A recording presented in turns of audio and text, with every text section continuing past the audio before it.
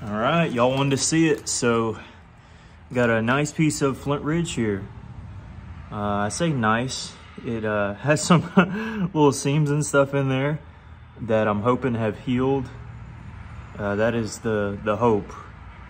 I did pay 25 bucks for this, and a lot of you who may be unfamiliar with Flint-Knapping, maybe like $25, that's a lot. What if you break it? Well, I might break it anyways. You just never know. So, this is my third time working a piece of this flint ridge. I'm not used to this stuff. I'm used to tough coral, like this raw coral here. I'm not used to working this real nice fancy stuff, so I'm gonna start out with a small bopper. Yeah, that flake's incredibly easy. Get some glasses on. Pete, come here, bub. Get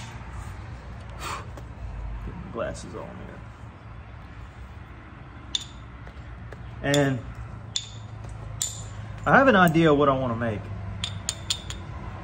I want to make an E-notch. Now, is that gonna actually happen? I don't know.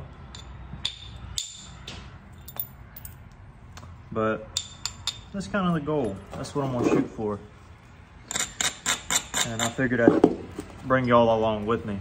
So the length of my point's gonna be over here. You know, you got a straight line all the way up to here, and then it juts out. So I'm gonna get rid of that jut while also thinning the piece a little bit. Pete! He's gonna learn his lesson here in a minute. He eats these weeds. And then after about 10 minutes, he throws up and he's like, oh, I shouldn't have done that. Then he does it again every single day. Dogs never learn their lesson sometimes. Sometimes they do. I don't know if he will. Got a weird area here. It's where that chalky area is. Little quartz pocket, I guess you could call it. It runs up to about right there. Pete, go lay down, son. Come on now.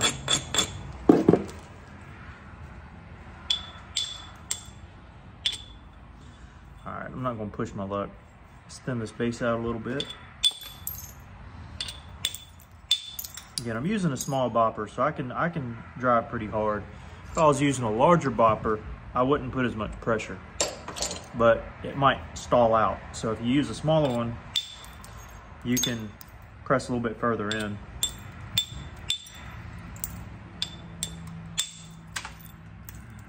And not have to worry so awful bad. Okay, so this is gonna be our point. I can take material off of this right here. Now, some of y'all may look at this and say, this guy has no idea what he's doing, working a slab. And you are absolutely correct. This is I think I mentioned it earlier, my third time working a percussion slab. Like, I have some tips, like when I'm zigzagging the edge, I'm going all the way down to leave these humongous platforms. So this platform here, I still want to hit.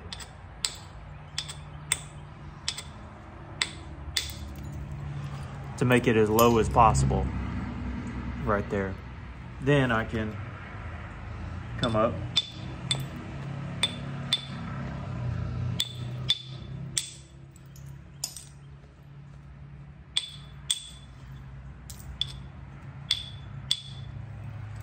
As low as possible there. Come back up.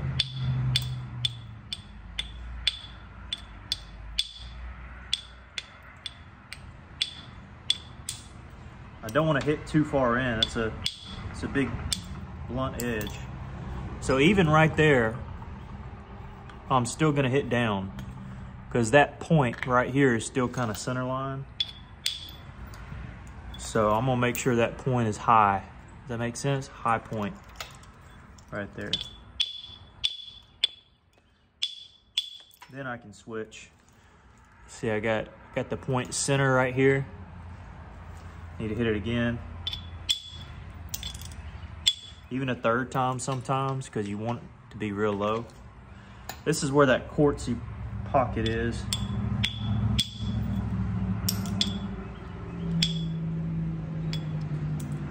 But we still did pretty good. And look at our edge here. Real low, real high, real low, real high, real low, real high, real low.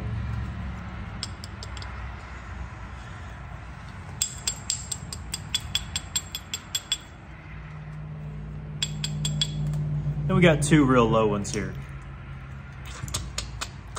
Okay. Now let's see what we can do on this other side. We got a low platform here, real low, real high, depending on how you look at it.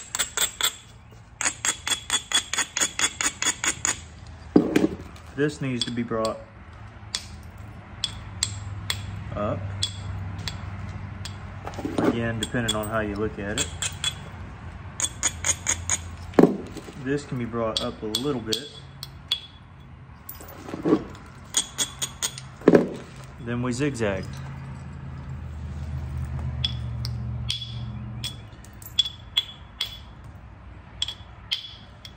And you make sure that that one got a little crusty on me there.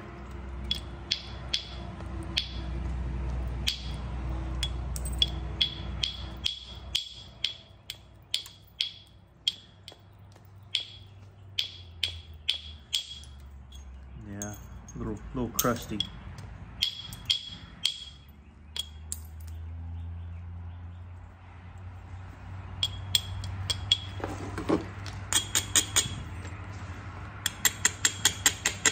Big hump there I didn't like. All right.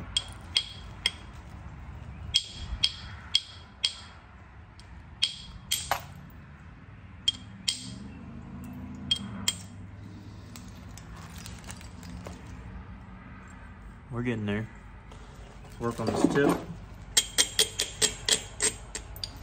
Really, I want to start from the tip because there's a big area here, and I don't want to mess it up.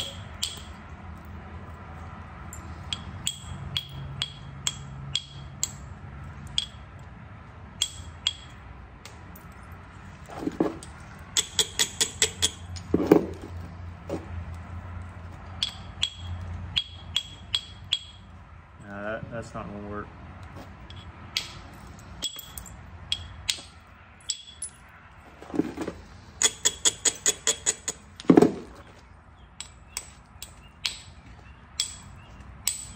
Okay, there we go. Now we're getting to where we need to be. By the way, when I hit back into it, once I make the low platform here, I'm not hitting on the lowest platform, I'm hitting beside it. Does that make sense? So there's my low platform. I'm not hitting it, I'm hitting beside it. Again, that point is center line, so I'm gonna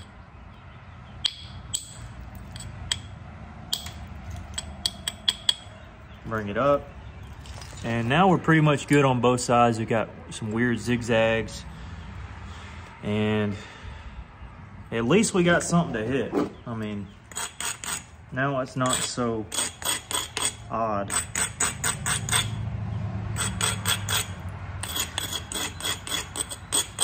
I don't know how I want to do this, if I want to do here, here, here, here, or if I want to do one side first. Hey, we're going to experiment, and based on my experience, I'll do what I feel like will hold up best. Support-wise, yet also look the best. So we're on a little journey here. Keep in mind, these platforms are well below center line, so it should be easier to drive these off than center of the road platforms. I think to most of you that should make sense. hopefully. Now, let's start. Our base is gonna be like this. So we're probably gonna remove some of our base. But 10 minutes in and we finally set up our our percussion thing. So let me switch to a little bit bigger bopper. I don't want to go too big. I think this is big enough.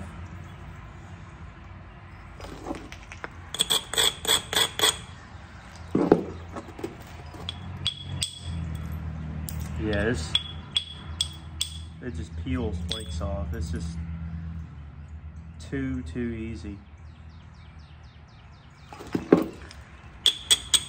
Almost feel like this is too blunt of a platform here.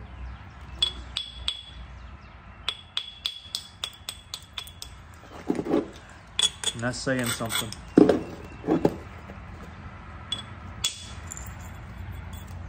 All these little flakes I may save just because why not?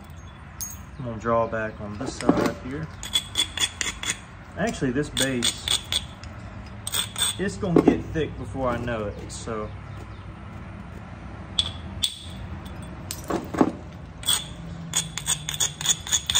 Let me tackle it real quick. Again, I can drive harder with a smaller billet.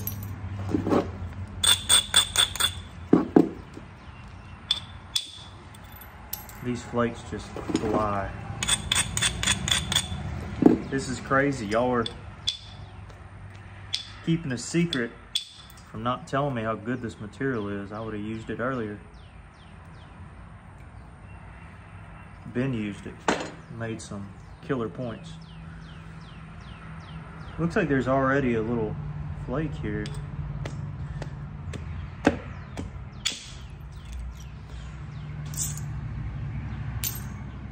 Quartzy area. That's just great news. Gotta love quartz pockets.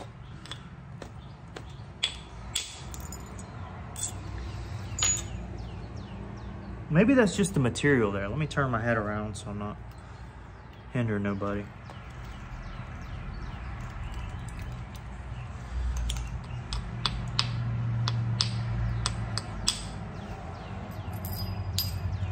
Notice that was just it was to set up this platform here for the backside, but also to give me a ridge.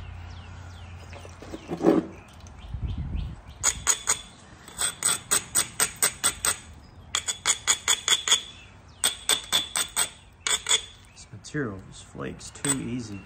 I'm telling you. I might go back and forth, I don't know. I don't know. I don't know what I should do.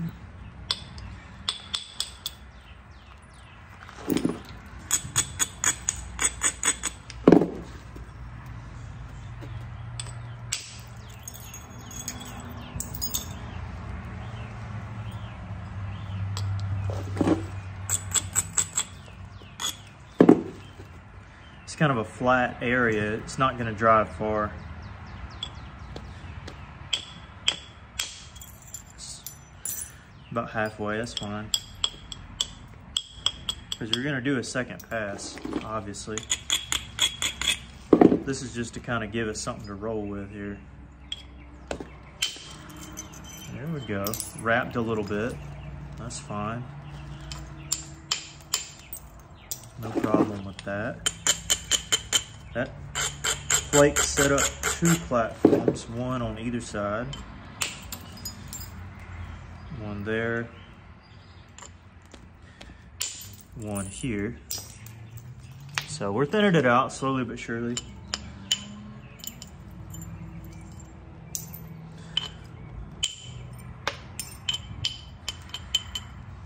But I was thinking an E-notch. I don't know if that's what it's going to allow me to do. Stone always seems to have the final say.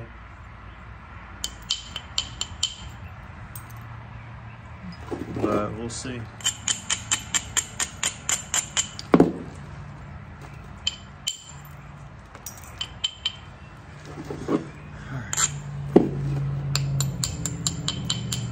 Gotta draw this side in anyways. So that's what I was doing.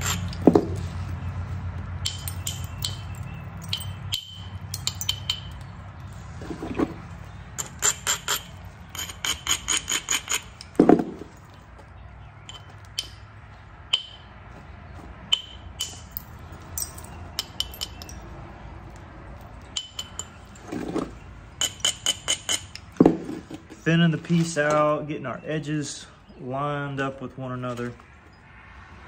Now this has a dip here. This could be, yeah, that's a rough area.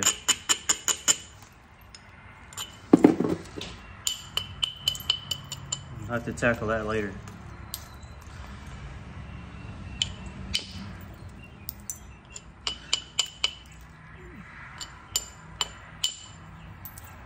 Now I got a thick tip. I want to address that before I thin anything else out.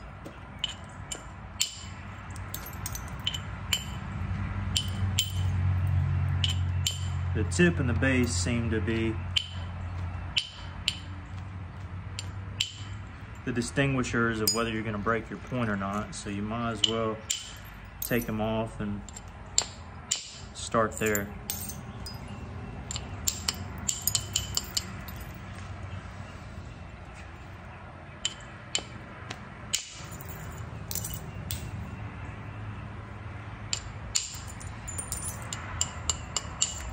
That's where that quartz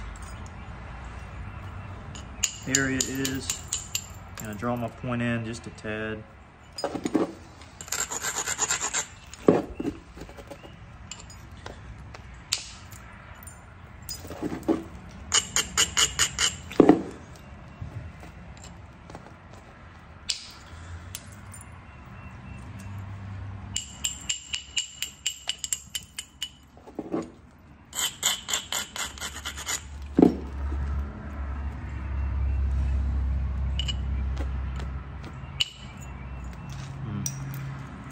All right, we're getting pretty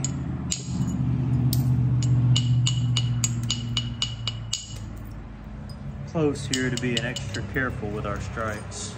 I mean, you're always careful, but there comes a time where you just got to be extra careful, slow down a little bit, take your time. Now it's starting to get a little better shape.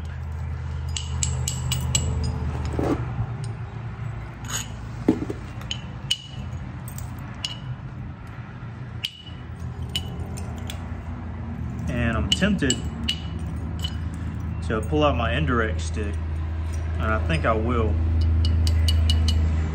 and work on some indirect strikes from here on out. You know, we don't want our base to be too thick.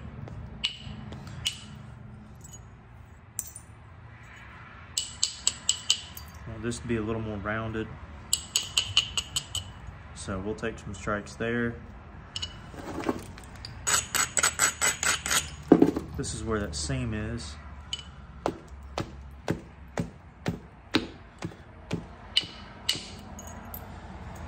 Caught up to it. We'll have to catch that from this side.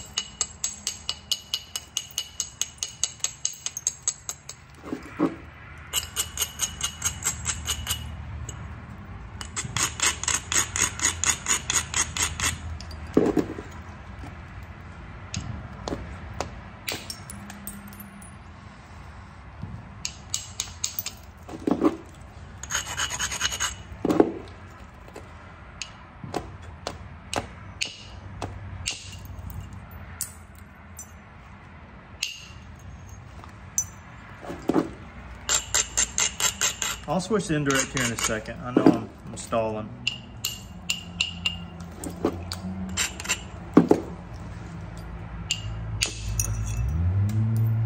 Man, there's so much crud in there.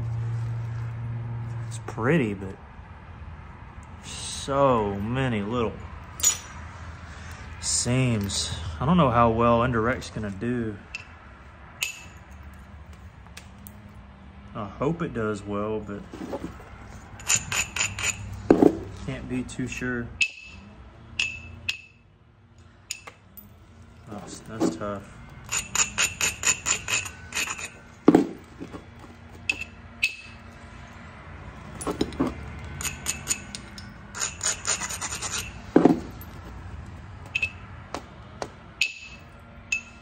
I'm gonna have to wrap that. That's where the this pocket is. Okay. All right, indirect time, I think. Got a nice biface though. 20 minutes in. You know, I think we only got, you know, right here, that's a part of the original slab, then a little bit of the base. But it's okay to have a little bit of the base on the, or a little bit of the slab on the base and the tip, because that just means you didn't lose any length. So that's a good thing. I'm gonna get this set up here.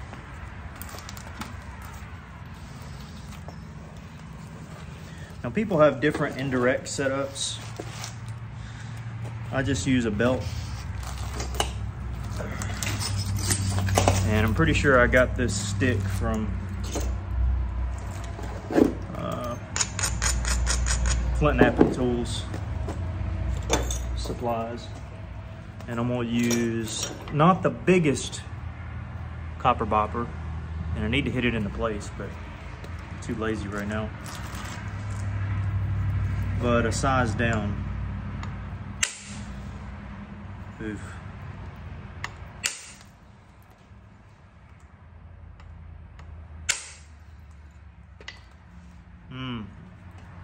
So this is the biggest size you can get from them.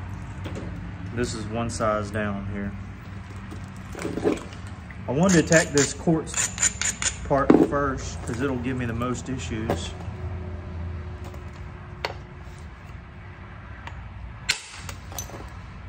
That was helpful. That was somewhat helpful.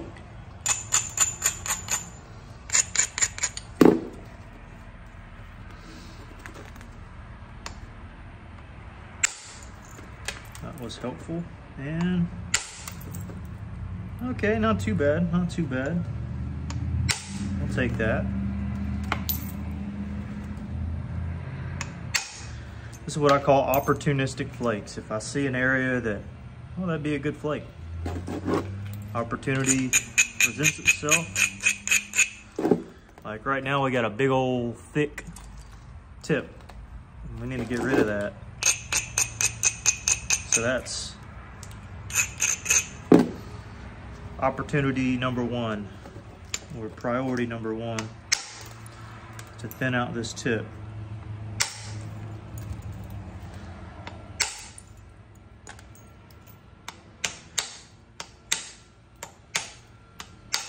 Now some of you may think like, well, do you want a real small, fragile tip when you got a big old base section here? Well, no, not really. But I'd rather have a, you know, you also don't want to have a thicker tip and the middle of your point be thin, as it kind of is now. You want it to be pretty much even across the face. You never want one side to be lopsided more than the other. You want it to be pretty even. This flake's too easy, I'm telling you. This is a cheat code.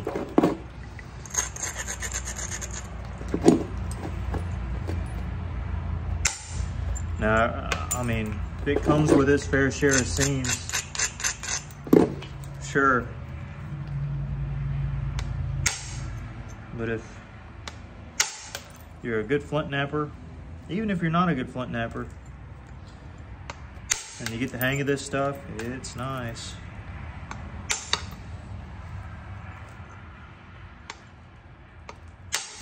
Now, this particular piece isn't the nicest though. And I don't know what nice is. I mean, I guess nice would be consistent. But then again, I know a lot of people are like, I get my best colors from Roy Miller. I guess you're looking for color and consistency. Both of them. Makes sense to me. This has some neat color. It's not super consistent. That thing's sliding on me. I need to fix that.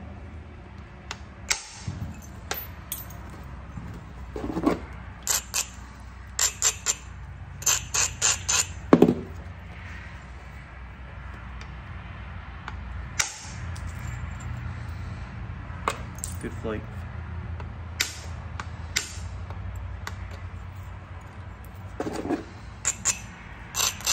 Getting towards the tip.